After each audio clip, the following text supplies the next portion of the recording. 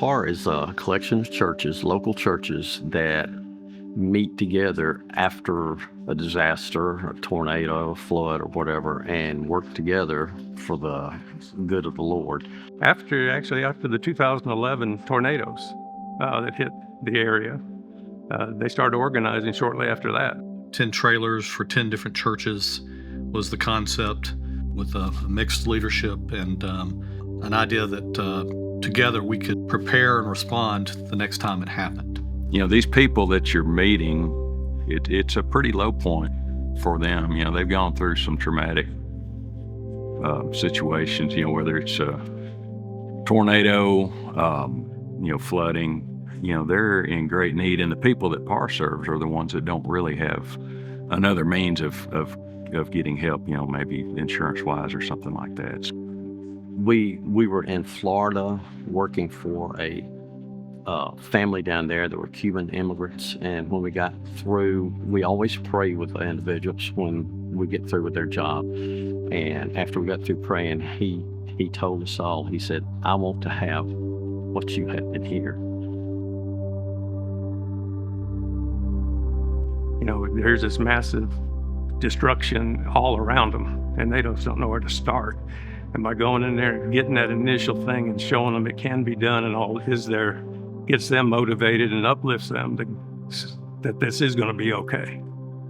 Well, one of the things I've noticed is that when a disaster happens, there's a lot of opportunity for people to make money. And so when a PAR group shows up, sometimes we're not as well liked because we're going to be cutting trees for free. We're going to be helping people for free.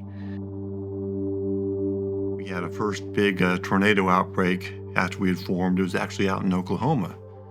We decided to go out there because there was a big need, not only in Oklahoma City where there was a big F5 tornado, but there were several F4 tornadoes in smaller communities that weren't really being served. And there was this request that we got for the next day, a smaller job that a large branch had gone through a lady's home and stuff, and needed to get that out and repaired. For some reason, I really felt like I needed to go to that small job. And I didn't really know, why at the time. So we were planning the next morning, and I was kind of telling everyone, I'm going to go with, this small group over here and help that. And they said, well, we really need your help over on this bigger job. We got so much work over here. And for some reason, I just really felt that I had to go to this smaller job.